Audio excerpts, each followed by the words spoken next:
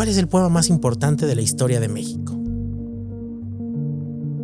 Yo creo que el poema más importante en la historia de este país es el Nican Mopohua.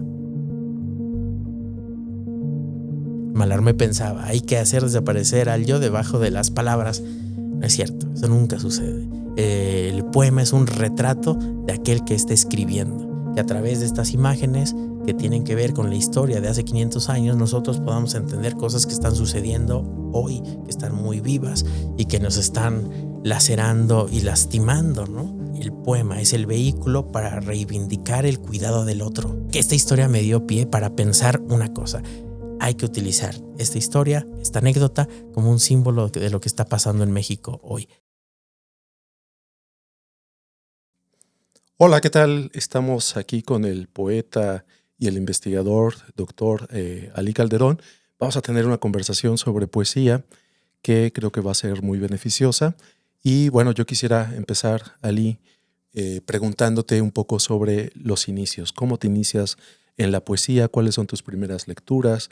¿Qué es lo que a ti te lleva a dedicarte ya durante varias décadas a la poesía? Pues yo he dicho esto en algunos otros lugares, que en mi casa era una casa dedicada un poco a la literatura, ¿no? Porque mis papás habían estudiado eso, porque mi padre escribe poesía, se dedica a la literatura, siempre estuvo lleno de libros el espacio en mi infancia. No me invitaron a que leyera, no me invitaron a que escribiera, pero más bien con el ejemplo, pues uno lo hace también, ¿no? Entonces, cuando uno es niño, uno lee los libros de Aladino, etcétera, etcétera, ¿no? Yo me acuerdo del Aladino ilustrado, ese tipo de cosas. Iba en una escuela hippie, una escuela de estilo Freinet. Entonces también los viernes, había una hora en el viernes que nos llevaban al patio, al jardín, y que eligiéramos un espacio y que en ese espacio nos pusiéramos a leer lo que quisiéramos, ¿no? Entonces ahí yo me acuerdo que descubrí muy jovencito, muy niño, como a los 7 años, 8 años, a José Agustín. No la tumba, ¿no? Pero la panza del Teposteco. Cosas así. Y después llegó en algún momento, ¿cuándo habrá sido? Entre quinto y sexto. Porque a mí siempre me gustaba la historia. Mira, pasaba una cosa singular. Como que yo le decía a mi papá, a ver, cuéntame de la historia de México. Y me decía, no, que el cura Hidalgo no sé qué, ¿no? Que Hernán Cortés no sé cuánto, que Zapata no sé qué, que Villa. Entonces eso siempre me gustó. Eso siempre me gustó, siempre me interesó. En algún momento cuando estaba como en quinto o sexto, leí, por azares del destino, me llamó la atención Los bandidos de Río Frío. Claro, pues era un espacio, posiblemente yo vivía en Puebla y era un espacio que me tocaba de cerca, pues porque íbamos a Ciudad de México, porque toda mi gente es de Ciudad de México. Entonces, como era un paraje ahí en medio, siempre me llamaba la atención los bandidos de Río Frío y me lo leí. O sea, una lectura titánica y tal, pero yo me acuerdo que ese mundo del siglo XIX me apasionó y hay mucha gente que a veces se burla, Manuel Paino, Los bandidos de Río Frío. Me parece una obra maravillosa. La he releído un par de veces a lo largo del tiempo. Me ha tocado enseñarla en clase ahí con los compañeros del doctorado y la disfruto tanto como cuando la leí de niño. Entonces ahí empezó mi lectura.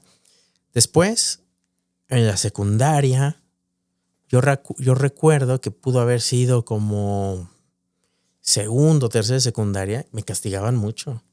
Ya iba en una escuela lo contrario al método Freinet hippie. Entonces era totalmente lo contrario. Entonces siempre me disciplinaban en la escuela. Y un día nos pidieron hacer de trabajo un poema. Yo me acuerdo que hice un poema en contra de las profesoras que me castigaban, ¿no? Y bueno, me pareció singular. Y fue la época donde yo le decía a mi papá, oye, tengo ganas de leer algo de poesía. Que no es que yo leyera poesía, como luego hay poetas que dicen, no, yo leía a Darío, escuchaba a mi papá leyendo a Díaz Mirón. No, yo no leía poesía. A veces novelas, ¿no? Cuentos. Pero entonces le pregunté qué podía leer de poesía. Y me parece que el consejo que me dio fue bastante sabio, porque me dio los epigramas de Ernesto Cardenal. una edición de la editorial Laya española de 1982, mira, el año en que yo nací. Era una antología que eran poemas que no tenían nada que ver con la rima, que no tenían nada que ver con la cursilería que luego asociamos a la poesía, que muchas veces asociamos con la poesía. Y no, era un verso libre, directo, combativo, en el tenor del exteriorismo de Cardenal, con ese tipo de descripciones, esos poemas que había hecho en su viaje a Europa, y luego los epigramas, y me enamoré del modo de escribir los poemas políticos de Horacero. Entonces me enamoré de la manera de hablar. Luego ahí conocí inmediatamente las traducciones de Catulo, de Marcial, que es estilo directo, el poema como el habla cotidiana, con el brillo del lenguaje, el giro del lenguaje que hace que el poema corte o que el poema guste. Y eso me gustó. Y a partir de ese entonces comencé a leer. Y ahí sí ya vinieron las lecturas. Neruda, Lorca, el teatro de Lorca. Y ahí sí ya me puse en toda la prepa muy, muy lector, ¿no? Y luego tenía amigos que también eran lectores y éramos bastante vagos, no hippies, pero vagos sí. Y entonces nuestro dios tutelar era Jack Kerouac en el camino. No Allen Ginsberg, Kerouac. Entonces estábamos muy en la onda de lo beat, muy en la onda del viaje, de la vagancia, tal, y de ese tipo de poemas y de ese tipo de espiritualidad. Y fue así como llegué luego a la licenciatura.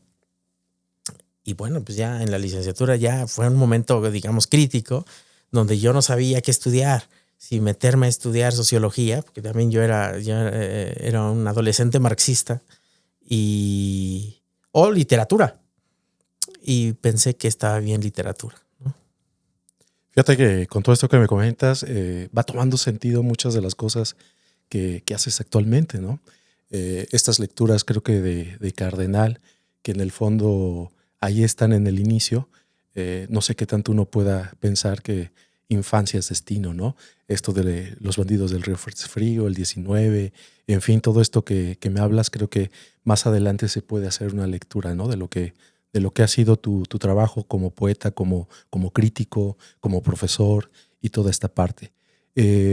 Yo quisiera preguntarte también, Ali, esta cuestión, digamos, de cuál sería para ti ahora, en este momento, el papel de la poesía en nuestra época. Es decir, creo que cada época tiene diferentes necesidades. No es la misma la necesidad que pudieron haber tenido el siglo XIX a leer a sus poetas, una poesía que obedecía a esa época. Para ti, ¿cuál es la necesidad o cuál es, digamos, la intención, el por qué leer poesía en este primer cuarto de siglo, ¿no? Del siglo XXI?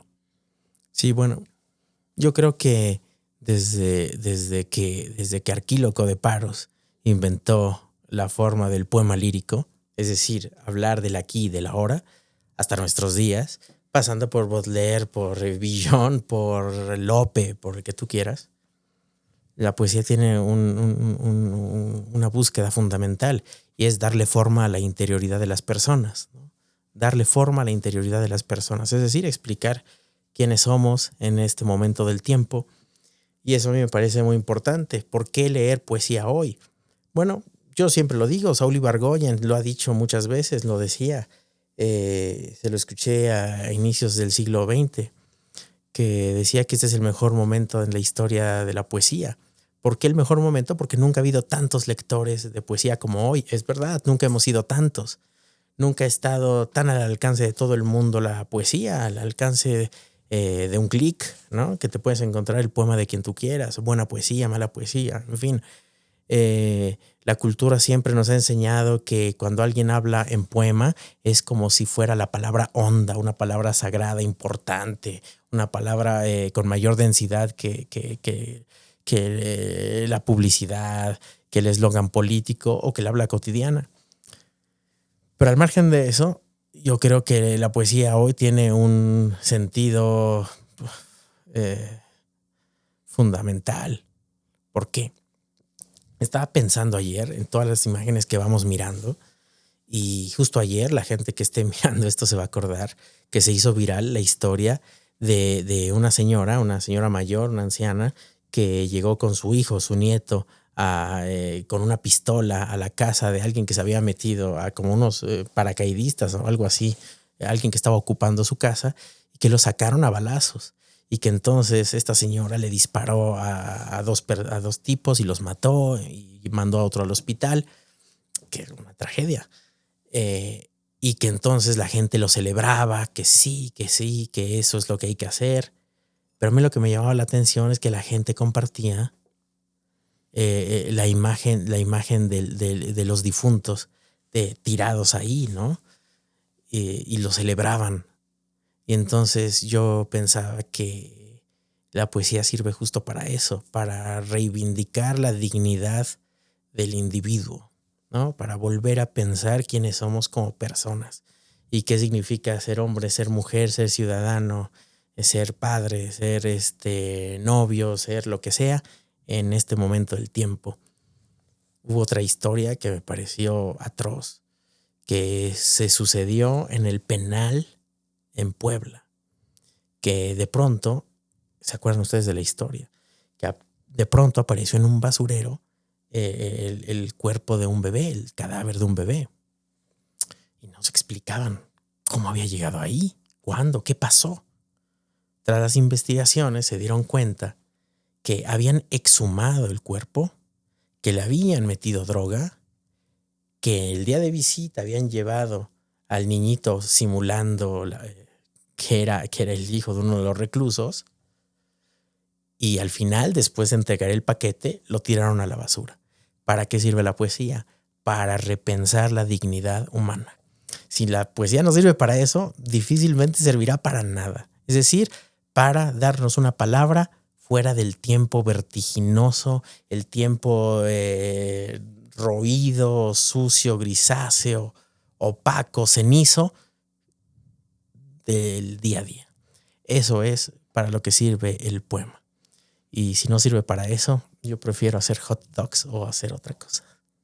Sí, fíjate que me recuerdas a esta cuestión de Alessandro Barico, cuando hace también un elogio, digamos, a un libro como la Ilíada, como la Odisea, pero sobre todo en la Ilíada, ¿no? Dice, bueno, nuestra épica, pues es precisamente nuestro origen de la literatura, tiene que ver con la guerra, ¿no?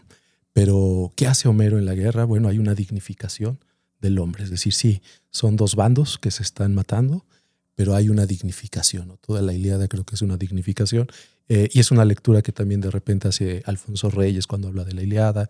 Entonces, claro, creo que esta cuestión de la literatura, del arte, para poder hablar de lo atroz, pero al mismo tiempo poder dignificar. Y bueno, un poco... Y no, pero déjame seguir con la idea, pero fíjate cómo hay momentos. Estoy pensando, por ejemplo, en la poesía de Luis García Montero, en este último libro que ha escrito, contando un poco la enfermedad de Almudena Grandes, que tiene muchos poemas donde el poema es el vehículo para reivindicar el cuidado del otro. Es decir, que el poema es un lugar de imaginación moral. Es un lugar que nos permite cuidar a la otra persona, a las otras personas, ¿no? Por supuesto, primero los que están en torno a nosotros y después, pues ya pensar en términos más amplios de solidaridad de clase, de solidaridad gremial, etcétera, etcétera. Pero el poema es, para comenzar, el punto de encuentro con los demás, ¿no?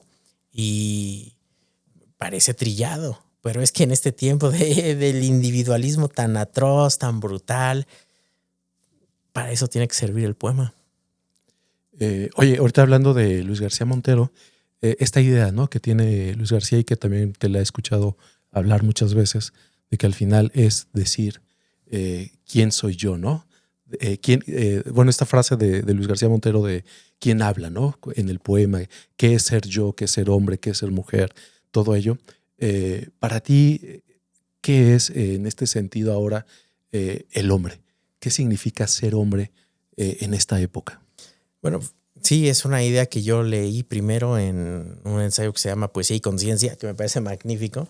Creo que García Montero es uno de los mayores pensadores de la poesía hoy. Muy, muy, muy interesante. Y en vivo, en directo, se le escuché una vez en Bogotá en 2012, 2013, una conversación que tuvo con Luis García Montero con Fernando Valverde y con Federico Díaz Granados. Y lo que me llamaba la atención ahí es que él dice, bueno, se trata de pensar qué se dice cuando se dice yo, ¿no? Y eso tiene que ver, hoy yo lo pienso del siguiente modo. Eso tiene que ver con una idea de lo que es el ser humano, ¿no? ¿Qué significa las relaciones? ¿Qué significa ser hombre? O sea, ejercer la masculinidad en este tiempo. ¿Qué significa ejercer la ciudadanía en este tiempo? Cualquier, o sea, ¿cuál es el sentido de estas palabras? Quiero decir, ¿qué significa pertenecer a una raza, tener un color de piel, tener cierta relación con los medios de producción? Es decir, en la intersección de todas esas cosas está el individuo. Entonces yo cada día pienso que la poesía tiene que hablar del lugar que ocupa el individuo en la sociedad, en la historia, etcétera, etcétera. Que hablar de estos lugares es muy importante, ¿no? Sí es cierto que se habla de la igualdad y de esto, sí, pero hay que hablar de las muy diversas asimetrías que existen en la literatura y en la cultura. Mira, un caso de la historia literaria que a mí me parece muy singular. Yo siempre pregunto, ¿cuál es el poema más importante de la historia de México? Y entonces vamos a dudar poco y vamos a decir, El sueño de Sor Juana, ¿no? El sueño de Sor Juana. Y alguien puede decir, Piedra de Sol, ¿no? Y alguien puede decir, no, Gorostiza. Bueno, está bien.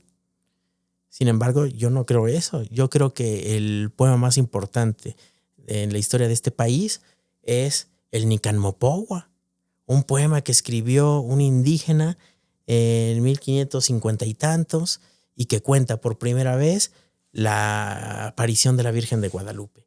¿Qué es más importante en este país que la Virgen de Guadalupe y la bandera, no?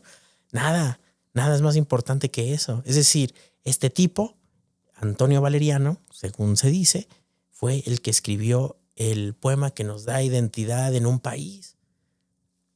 Ese es el poeta más importante. ¿Quién lo dice? Nadie. ¿Por qué? Es náhuatl, es indígena.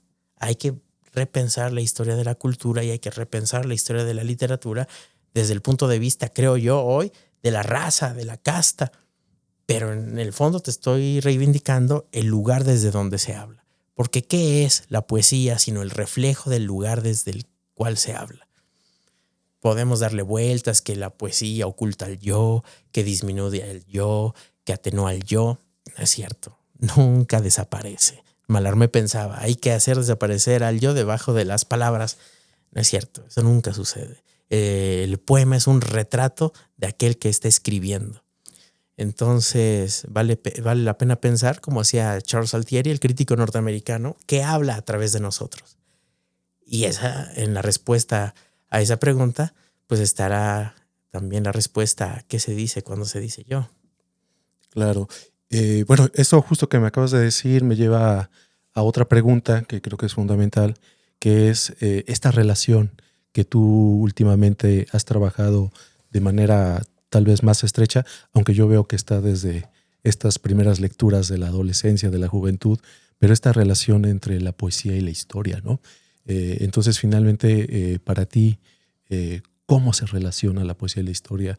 ¿Por qué sería importante desde la poesía pensar la historia? ¿A qué te ha llevado la aparición de tu último libro, que precisamente es una visión también histórica de un momento en México? ¿Qué te lleva? ¿A qué te lleva la poesía y la historia? Bueno, siempre hay que decir que la poesía se escribe en presente y la historia también. Habla del pasado, la poesía muchas veces habla de la memoria, pero siempre se hace en presente y en virtud del presente y hacia el futuro, ¿no?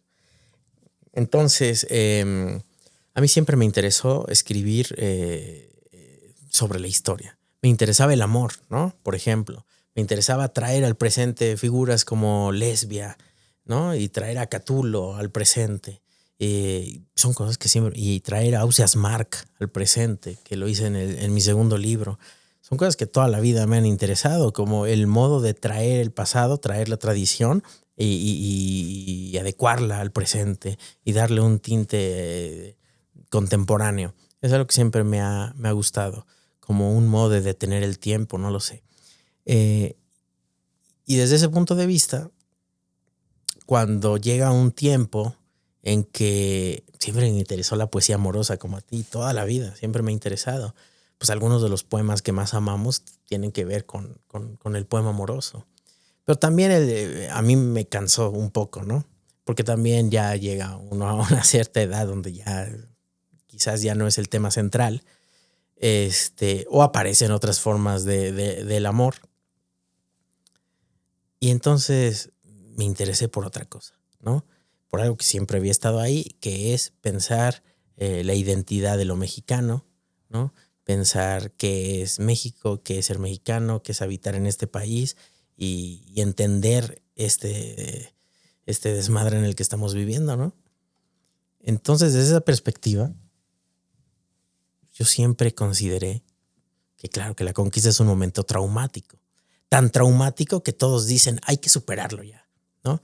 Entonces, acuérdate que el presidente López Obrador manda la carta al rey de España, ¿no? No, que hay que pedir perdón y no sé qué y no sé cuánto.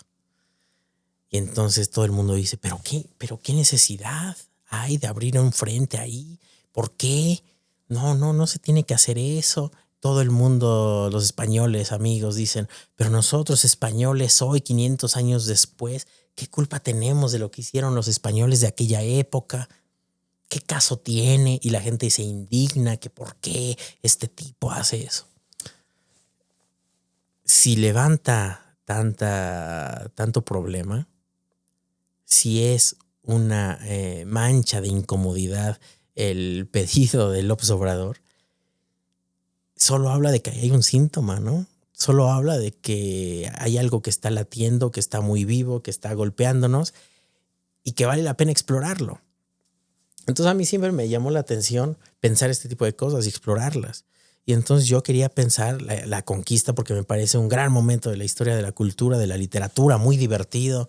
Piensa tú en todo lo que cuenta Hernán Cortés en sus cartas de relación, que son una carta, son probanza de méritos, pero también es un gran relato de viajes, en lo que cuentan los cronistas que estuvieron in situ, que subieron al Templo Mayor de Tenochtitlan, que cuentan las gradas, que se dan cuenta de que son 114. Piensa tú en el viejito que se llama Bernal Díaz del Castillo, recuperando y recordando cosas que pasaron hace 50 y tantos o 60 años. Y entonces toda esa historia me parecía alucinante. Leyendo a Bernal en algún momento y a Cortés me doy cuenta que hay una cosita rara ahí, una cosa rara, una anécdota extraña, dos anécdotas extrañas. La primera anécdota tiene que ver con que hay un español que viniendo de Veracruz hacia Tenochtitlan con una columna de españoles a la retaguardia de Cortés en 1520, son tomados prisioneros, son sacrificados a lo largo de 9 meses por la resistencia a Colhua, es decir, de Texcoco, y que de pronto, cuando ya va Gonzalo de Sandoval por los bergantines, por los barcos, porque acuérdate que fue una batalla naval de Tenochtitlán, y que van por ellos primero a Tlaxcala y que van bajando hacia Texcoco para meterlos en el lago, se encuentran en un lugar que ellos llamaban Pueblo Morisco, que se llamaba Sultepec, Tecuaque y hoy Calpulalpan, en una pared, en un muro de cal y canto, blanco enteramente, con carbón escritas unas palabras: aquí yace el Sinventura de Juan Yuste. Y se dan cuenta que ahí sacrificaron a toda esa columna de españoles que nunca llegó a Tenochtitlán y que tenía que llegar desde hacía 9 meses y que nunca llegaron.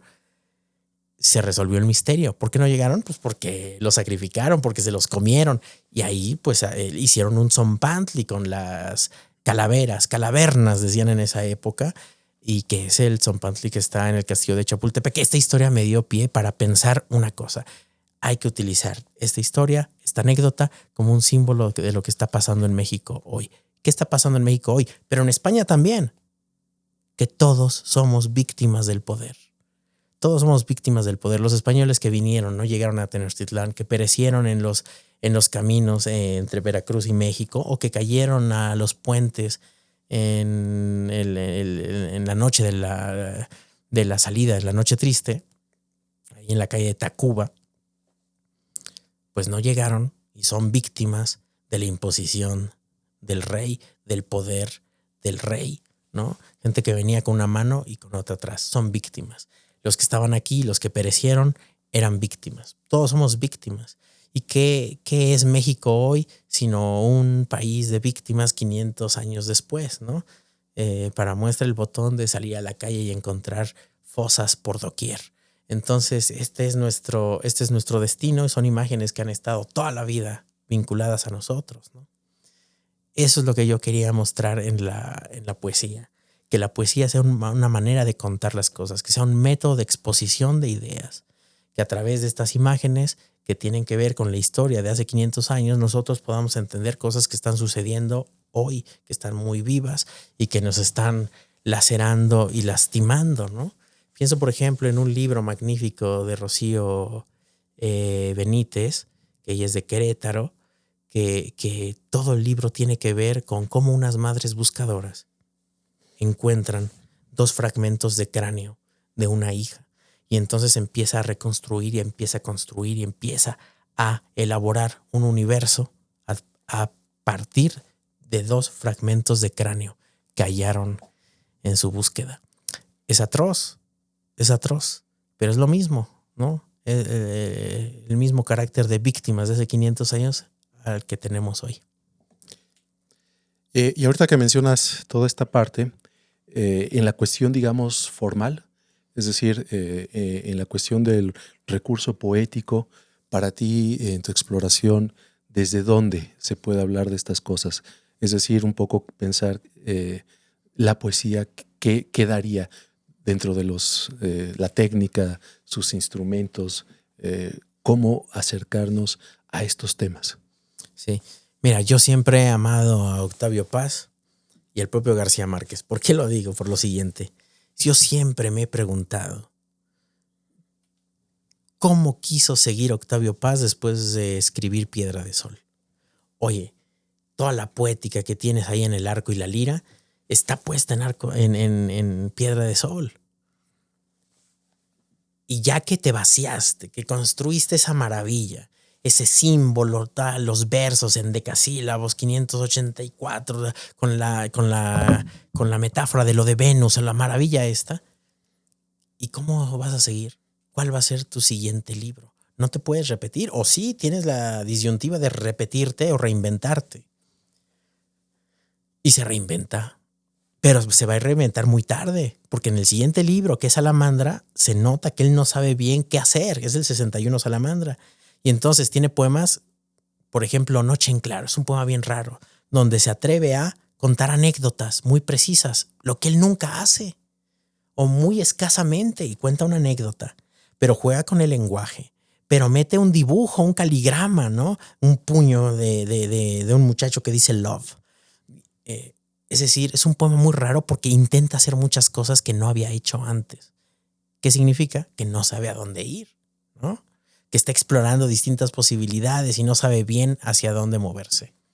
Después ya va a tomar un camino. A García Márquez nos llevan un día a la Fundación para las Letras Mexicanas y alguien le pregunta, no sé quién le habrá preguntado, Rafael Toriz, no sé quién. Le pregunta, oiga, maestro, ¿y usted cómo sabía qué libro iba a escribir después de 100 años de soledad? Lo mismo. Te pasas encerrado mucho tiempo escribiendo la gran novela, quedas exhausto, quedas destruido, no sabes hacia dónde vas, terminas, mandas la mitad de la novela y luego la otra mitad, todo lo que se ha contado. De acuerdo, con el éxito que se sabe. Sí, pero ¿y cuál es el libro que vas a escribir a continuación? No está fácil, ¿te reinventas o qué haces? O te repites, tienes una fórmula ganadora, ¿qué haces? Y entonces dijo con una claridad meridiana, con un gran y luminoso sentido común. García Márquez esa vez nos repitió. Nos leyó el primer capítulo de lo de las putas tristes, que fue muy divertido. Pero ahí la respuesta fue que yo quiero escribir el libro que me gustaría leer. Claro, sentido común puro y duro, magnífico. Y a partir de eso fue que yo empecé a creer que estaba bien, que yo me sentía cómodo utilizando el endecasílabo, el heptasílabo, el ritmo de la silva, jugando con el 9 también, y con el 5, 5, 7, 9, 11, y caminando hacia una sintaxis más que métrica acentual. Para mí ha sido muy importante Dámaso Alonso, el ensayo sobre Garcilaso, que me parece la mejor manera de entender la poesía. Ese juego del trabajo del significante con los acentos y tal, y encabalgar. Todo eso me siento muy cómodo ahí. Pero también me interesa mucho una lectura política de la forma, no solo de la idea, sino de la forma. ¿Cómo es eso? Piensa, por ejemplo, que ¿qué es lo que hizo Garcilaso? Lo que hizo Garcilaso fue traerse el endecasílabo de Italia, pero en realidad las formas italianas fueron el vehículo que utilizó el Imperio Español para meterse en la literatura. Y luego ese vehículo fue el que viene a América y el que conocemos en el siglo XVI y el que utilizan los primeros autores, los primeros poetas en el siglo XVI mexicano. Pues la antología aquella Flores de Varia Poesía está ahí. Y toda la mejor poesía en nuestro idioma y en México se ha escrito en ese tipo de verso. En endecasílabos, en heptasílabo, con la música de la silva ahí atrás. Piensa en Paz, piensa en Neruda, piensa en Sabines, piensa en David Huerta, piensa en Mario Bojorquez, piensa en quien tú quieras. Todos utilizan la silva. Todos, escondida o no, la gran poesía en lengua española utiliza la silva, el metro, el ritmo de la tradición. Claro, ¿por qué cambiar algo que sirve, no? Si nos sirvió a nosotros, le sirvió a Dante, le sirvió a Petrarca, a Guido Cavalcanti, a Safo, ¿por qué lo vamos a cambiar? De acuerdo. Pero luego hay una poeta que se llama Sandip Parmar que me llama mucho la atención, que tiene una idea que me conmocionó, que me movió el tapete, que cambió las coordenadas del discurso como pide Stuart Hall. Y dice, nosotros en inglés escribimos como súbditos. Y uno lo piensa, y nosotros en español también, sin duda, también.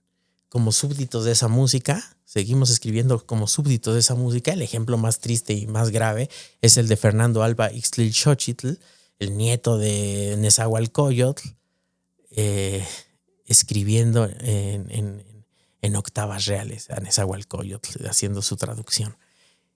Y eso es feo, ¿no? Pero pasado el tiempo, dice Nicanor Parr, el endecasílabo es el verso de la clase media. Ok, el verso de la clase media, un verso burgués y un verso colonial, ¿no vale la pena moverle un poquito? Entonces, en este libro, lo que yo quería hacer, ya que tienes que contar una historia desde múltiples lugares, con múltiples puntos de vista, ya que tienes que hacer hablar a veces a un tlaxcalteca o a un totonaco, lo que yo quiero hacer es jugar con los ritmos. Es una época rara, una época extraña, una época en la que no se entiende nada. ¿Qué habrá pensado un español cuando lo iban a sacrificar? Nada. ¿Cómo puedes dar cuenta de esta confusión? No en tema, en términos formales, en términos rítmicos. La idea de Mechonic de que el ritmo es un sentido. Entonces yo lo que quería hacer era conjuntar muchos ritmos al propio tiempo. Jugar con muchos ritmos al propio tiempo. Es decir, sí que hubiera una dicción, digamos, al itálico modo, digamos, de la tradición, sí con un juego acentual, pero también un tipo de verso que fuera un ritmo vinculado a aquello que Charles Bernstein llama el disrafismo, es decir, la construcción monstruosa. ¿Y yo cómo podía hacer eso? Bueno, con muchas apropiaciones, una polifonía extraña. ¿Cómo extraña? Que en un mismo enunciado haya la apropiación de dos fuentes de la enunciación, es decir, dos textos del 16 superpuestos ahí, y entonces yo quería jugar con distintas formas de la monstruosidad verbal que contrastaran con el ritmo de la tradición, y que a veces escuches el ritmo de la tradición y a veces este otro ritmo, digamos, brutal, bestial, ¿no? Y eso fue lo que intenté, esa fue mi aspiración. No vamos a decir que lo logré, ¿verdad? Esa es mi aspiración, es la idea que tengo detrás. Es decir, que el poema tenga muchas capas, que tenga una capa de anécdota histórica, que tenga una capa vinculada con el ritmo, que tenga una capa vinculada con el juego de apropiación o de reescritura, con la relación con el archivo. Y lo que yo quería hacer simplemente era un texto denso, un texto pesado, farragoso, pero que entregara ideas todo el tiempo. No sé si lo logro, pero esa es mi aspiración y eso es lo que quise hacer ahí. Pensando en esto, que me lleva a, pues que definitivamente hay como conciencia de la composición, ¿no? Es decir, finalmente... Porque si no me voy a hacer hot dogs, Rubén. Claro. No hay otra manera, ¿no? de pensar el texto si no hay conciencia de la composición. De repente también se lee una poesía que se construye, creo que con muy poca conciencia de la composición. Entonces, bueno, yo quisiera en ese sentido, para ti, ¿quiénes son de alguna manera tus clásicos contemporáneos en donde tú puedas ver una conciencia de la forma, una conciencia del pensamiento que nos pueda dar como una especie de dirección de hacia dónde va a ir la poesía en los próximos años? Mira, primero te quiero decir que yo nunca he comprado esa idea, ni antes ni ahora. Y mira que soy lector y muy lector. Nunca he comprado la idea de que solo lo difícil es estimulante. Mentira, ¿no? Mentira. Que yo creo que todo tiene que ver y todo pasa por la construcción. Y por la construcción de sentido, no la construcción formal únicamente, sino esa construcción vinculada a hacer sentido, a aportar sentido. Yo nunca he estado de acuerdo con la idea de que la poesía ronda lo inefable, que es el silencio, el silencio poblado de signos, fórmulas vacías, o que el poema es una crítica al sentido, fórmulas vacías. Yo creo, como todos creemos, que el gran poema es un poema que te golpea fisiológicamente. Y claro que hay muchas intencionalidades y muchas búsquedas cuando la gente hace poesía. Pero también creo que hay mucha charlatanería del lado más experimental y del lado más, digamos, no voy a decir coloquial, pero más vinculado con la comunicabilidad. Entonces, ¿yo qué creo de la poesía contemporánea? Yo creo que sí hay algunos maestros que son magníficos, que son como un vínculo con la tradición, que la poesía de cierta gente nos convoca a recuperar lo que entendemos que debe ser la poesía, que autores cuya obra termina siendo un estandarte. Pienso, por ejemplo, para mí es muy importante el primer Efraín Bartolomé, el que escribió entre 82 y 95. Vamos a extenderlo hasta 95. Me parece que nadie escribió mejor poesía en la lengua española que él. Me parece brutal, de ojo de jaguar a corazón de monte, me parece un poeta excepcional. Hay una manera de idea de la música, una idea de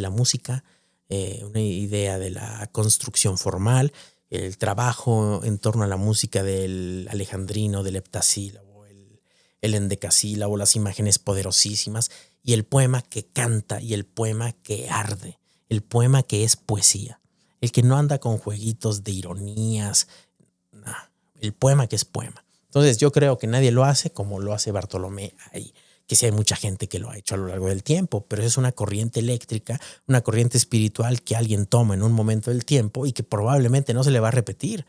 Es lo que le sucede a Mario Bojorquez cuando tiene el Diván de Mouraria, que es arde, y ese fuego no se va a repetir, pero es el mismo fuego que tiene Algo sobre la muerte del mayor Sabines, que no se va a repetir.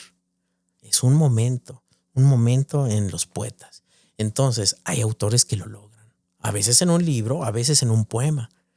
Si tú me preguntas, yo creo que un poema como La perfumista de Jorge Fernández Granados es un poema ejemplar para trabajar el idioma. Magnífico, bien hechecito, perfecto, con una idea de la proporción. Me encanta, ¿no? Si tú quieres pensar hacia afuera, bueno, en una poesía más experimental me gusta mucho lo que hace Néstor Perlónguer, ¿no? En Alambres. Es un poeta que está en contra de todo lo que he dicho aquí, pero es un poeta que está centrado en el yo, en un yo que siente, en un yo que es intensísimo y que la intensidad del yo no tiene que decir yo en el poema. La intensidad del yo está en la construcción formal, ¿no? Y los juegos rítmicos, las aliteraciones, las vecindades sonoras. Ningún neobarroco lo hace como Néstor Perlonguer, ¿no? Se murió y se les murió su mayor poeta. Pero Néstor Perlonguer es un ejemplo de hacia dónde podía ir esa poesía experimental. A mí me encanta. A mí me encanta. Creo que, y no lo digo como eslogan, porque hay muchos poetas que lo dicen como eslogan, que no lo creen, pero lo dicen como eslogan, que este es tiempo de mujeres. Pero yo no creo que sea tiempo de mujeres por un asunto de corrección política. Creo que es tiempo de mujeres porque hay 3, 4, 5, 10, 15 poetas que son descomunales. Desde una poesía casi ingenua como la que había armado María Emilia Cornejo a principios de los 70, evidentemente ahí atrás está Blanca Varela, que es descomunal. Pero piensa, por ejemplo, que lo que hizo, el impulso que inició María Emilia Cornejo con aquel poema de la muchacha mala de la historia, pero luego lo que hace Carmen Ollé en Noches de Adrenalina, que es 78, y Mariela Dreyfus con sus libros, ¿no? Con lo que empezó a hacer cuando estaba en el movimiento Cloaca y lo que viene haciendo incluso ahora. Ahí hay una línea de autoras muy fuertes, peruanas todas, qué raro, peruanas. No es raro porque la poesía peruana es maravillosa, pero ahí hay una línea. Y Magdalena Chocano y Giovanna Poyarolo, y en fin, hay poetas muy fuertes ahí. Y de hecho, puede ser que la poeta que me entusiasma más hoy, joven, nacida en 1991, o sea, 10 años más joven que yo, se llama María Belén Milla, que es una grandísima poeta como para poner atención en lo que está haciendo. Es decir, ahí hay una línea de autoras poderosísimas. Pero si nosotros pensamos en Chile, piensa que en Chile está Carmen Berenguer, que ha muerto recientemente, con una poesía súper combativa, una poesía que es un ejemplo de cómo haber luchado en tiempos de neoliberalismo y en tiempos de dictadura. O está la poesía rara, extraña, zombie de Elvira Hernández, de cómo ser ciudadano en la dictadura. O una poesía también descarnada, triste, pesimista de Rosa Betty Muñoz, que es una de las grandes poetas de nuestros días. O si quieres una poeta más biográfica, autobiográfica, meditativa, más al modo hispánico, Piedad Bonet, que alcanza una altura insospechada. Entonces, ahí hay autores muy fuertes que explican qué es la gran poesía en nuestra época. Para mí, esa es la gran poesía en nuestra época, sin dejar de lado, por ejemplo, que hay mucha gente que está haciendo cosas bien interesantes. Yo le tengo un gran aprecio, una gran admiración a Luis García Montero, porque yo creo que nadie como él en su poesía trabaja la idea de la imaginación moral. Imaginación moral, que es lo que se ocupa en esta época. O el modo en que Raúl Zurita ha construido una música, un ritmo iterativo al modo de Eliot en Miércoles de Ceniza, y cómo lo ha y cómo ese ritmo de repetición lo ha vuelto un símbolo político, por ejemplo, de militancia política, de militancia en la memoria política. Me encanta eso. O sea, son autores que creo que nos enseñan a nosotros y a las generaciones que vienen posteriormente, ¿no? Y eso, si me preguntas por mis poemas favoritos, pues yo te voy a decir que ahí en mis poemas favoritos está, por ejemplo, en el diván de Muraria, la casilla del odio de Mario Bojorquez, que lo digo pues, porque es alguien que conozco, porque es alguien al que le tengo estima, pero lo digo por eso, pero lo digo porque es un gran poema y porque creo que ahí hay un momento de gran brillo en la historia de la poesía en español. Tengo mucho aprecio por lo que hace Fernando Valverde, ¿no? Tiene un poema que se llama El tiempo, que va jugando con temporalidades, yendo al romanticismo y viniendo al siglo XXI, que me parece muy bueno, ¿no? Son poetas a los que yo les tengo una gran estima y que su obra es importante para mí y que yo los recomendaría siempre y en todo caso, ¿no? evidentemente a todos mis amigos. Mira, ahora ya no se habla de generaciones, sino de constelación intelectual. ¿Qué es una constelación intelectual? El grupo de gente a la que perteneces, con la que estás, con la que conversas, con la que platicas y con la que finalmente al paso del tiempo tu poesía va a dialogar. Si sobrevivimos en 2 o 3 generaciones, en 100 años, en 1000 años, si alguien un día en 150 años tiene una beca de algo como el CONACYT y rescata algo, una generación de gente que estaba haciendo cosas, yo creo que es importante y que vale la pena mirar lo que estaba haciendo la gente agrupada en torno a la revista que se llama Círculo de Poesía, ¿no? Este proyecto que hemos compartido tú, yo y Álvaro Solís y Mario Bojorquez y Mijail Lamas y Roberto Amezquita y Andrea Rivas y Gustavo Osorio, en fin, ¿no? Indira Díaz y muchos otros amigos antes, Jair Cortés, en fin, ¿no? Andrea Muriel. Hay mucha gente que ha participado de este impulso y yo creo que un día va a tener que estudiarse o mirarse nuestra poesía a la luz de lo que hacíamos todos. Algún día, si alguien con una beca del CONACYT decide rescatar esto que sabe Dios si va a ser rescatable. Pues para ir cerrando, Ali, creo que ha sido muy ilustrador de cuáles son finalmente tus pasiones, tus inquietudes en torno a la poesía, a la literatura. A mí me gustaría preguntarte, precisamente después de el Sin Ventura Juan de Yuste, estás trabajando otro proyecto. Después de esto, para ti, ¿qué es la poesía? ¿Qué búsqueda viene para ti en la cuestión creativa, de investigación? ¿Qué viene para los próximos años? La poesía es muchas cosas. No hay una poesía, ni una poesía que sea la buena. Hay muchas poesías. La poesía es inclasificable. Querer dominarla y querer determinar qué es la poesía se equivale a detener el agua o amarrar el viento. Es imposible hacer eso, ¿no? Entonces yo siempre estoy escribiendo como en varias corrientes, ¿no? Siempre estoy haciendo una poesía que tiene más el carácter biográfico, que es una poesía que se deja leer, que son los poemas que tú lees en un festival de poesía, que a los que soy muy afecto y que me divierten mucho. Entonces es un tipo de poema que tú compartes contigo mismo, pero con la gente sobre todo, ¿no? Y que tiene que ver con un tipo de búsqueda vinculada a cierta tradición, ¿no? Pero a mí también me interesa la poesía de historia, ¿no? Ahora estoy haciendo poemas sobre la conquista, no sobre la conquista, sobre la colonia, poemas que evidencian el problema de la raza, las ironías, las contradicciones, las paradojas en torno a este asunto que tanto nos lacera o que nos avergüenza, que es lo de la raza.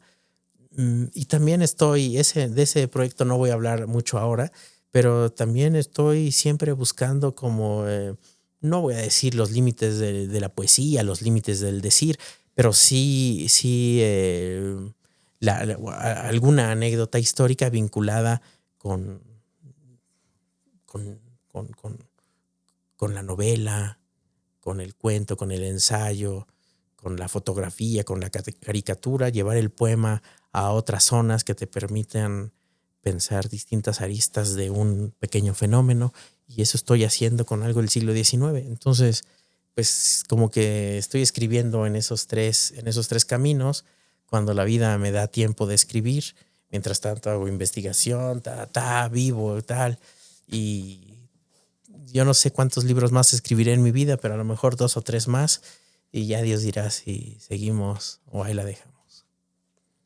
Pues te agradezco mucho la conversación en esta tarde, Ali. Y bueno, nada más me gustaría que cerráramos esta entrevista con un poema de tu elección. Un poema. ¿Viejito o nuevo? El que quieras, del que quieras. Un poema con el que te sientas cómodo, Ali.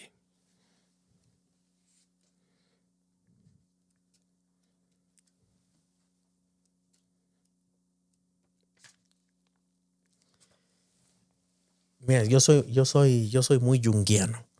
Es decir, yo soy de los que creen que la palabra trae el presagio. Amo a Jung sobre todas las cosas.